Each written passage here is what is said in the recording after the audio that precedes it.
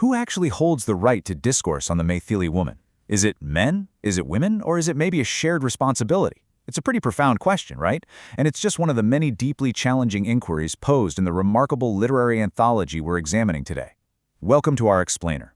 Today we're stepping into the shoes of a comprehensive literary critic to really explore the modern identity, the struggles, and the artistic expressions of the Maithili-speaking world.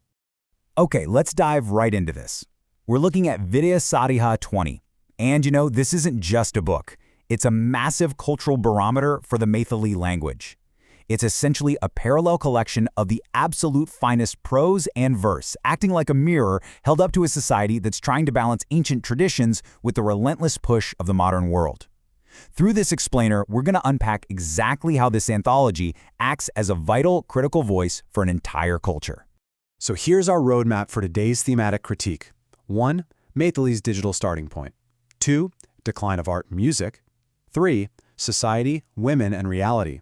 And 4. Poetic expression and ghazals. Let's get moving. First up, Section 1, Maithili's digital starting point, pioneering the web.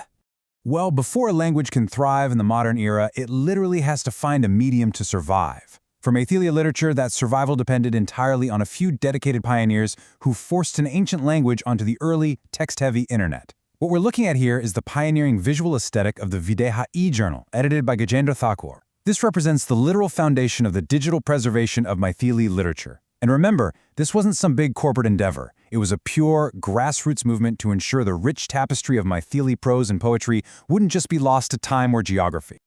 Let's move to the timeline and see how this builds chronologically. Long before social media apps completely took over our lives, the Maithili internet presence actually kicked off back in the year 2000 with a site called Bal Sari Gash, hosted on GeoCities. Then, by 2004, the movement shifted to Blogspot, meticulously archiving posts. And then we hit a massive milestone in 2008, the launch of the Videha e-journal, which became the very first fortnightly Maithili e-magazine. And here we have some early snapshots of Kaitik Ra Spot, an early digital archive of Maithili blogs from around 2004 to 2005. These web pages represent a raw, almost desperate effort to build an online community from the ground up. The editors actually note that in those early days, there was essentially zero respectable presence of Maithili on the internet. So they built these platforms strictly to create a high-quality, disciplined space to awaken a love for Maithili literature. Moving right along to Section 2. Decline of art and music. The commercialization critique. Now that we understand the digital vessel, let's look at the actual content it holds. The anthology doesn't just pat Maithili culture on the back. It takes a hard critical look at the modern media landscape. We see a stark contrast here. On one side, you've got the rich historical heritage of Maithili's traditional music, the intricate folk songs, the mystical jog songs, the bagaich, and the epics of King Salesh. But on the flip side, essayists like Dinesh Yadav and Manish Jha warn that today's music is completely falling into a trap. They argue the industry has become overly commercialized, totally superficial, and sometimes driven by a forced hyper-nationalism. It's losing its authentic grassroots soul. And this next point is absolutely crucial. Editor Gajendra Thakur makes a highly alarming observation. There is a complete and total lack of children's media, like audio CDs or educational content, in the Maithili language. Think about the implications of that for a second. If the youngest generation has no engaging media to consume in their mother tongue, how does the language successfully pass down? It's a massive, critical gap in the cultural infrastructure. So, the crucial point is captured perfectly by editor Manish Jha.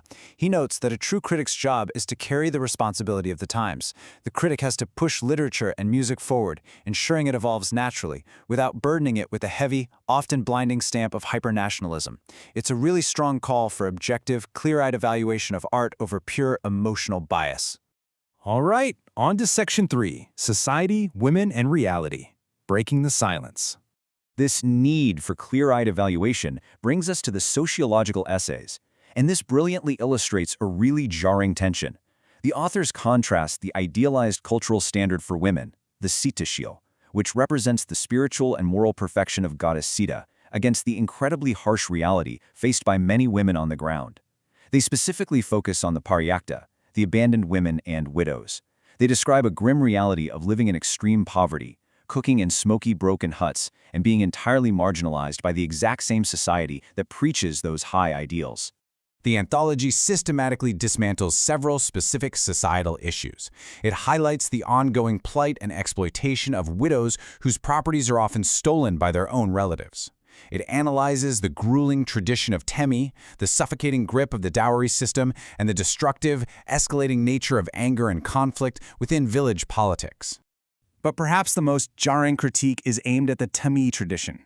The text describes this as a painful ritual where a new bride's knee is deliberately burned 3 times. The essayists do not hold back here at all, framing this as a deeply cruel practice and a lingering, painful remnant of the outlawed sati tradition. It's a stark reminder of how tradition and physical suffering are sometimes closely intertwined. Finally, we arrive at Section 4, Poetic Expression and Ghazals, the Emotional Catharsis. After sitting with those heavy prose critiques, the anthology transitions into poetry and ghazals. If the prose is the diagnosis of the societal ills, the verse serves as the emotional release.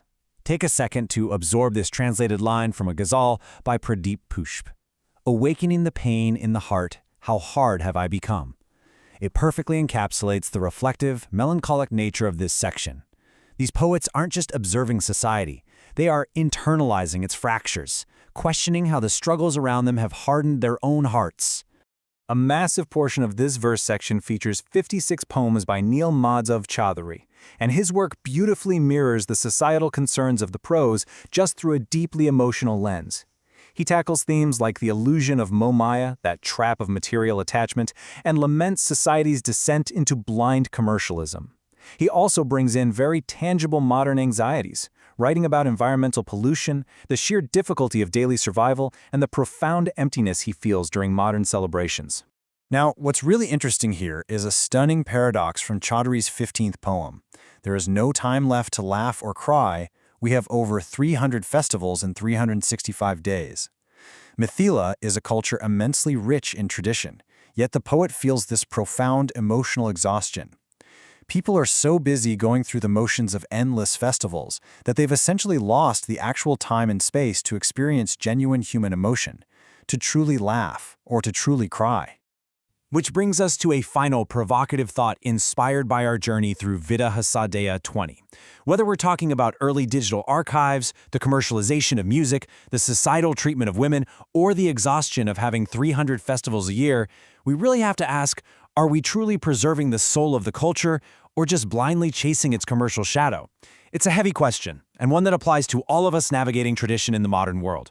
Thanks for joining me on this explainer, and keep exploring.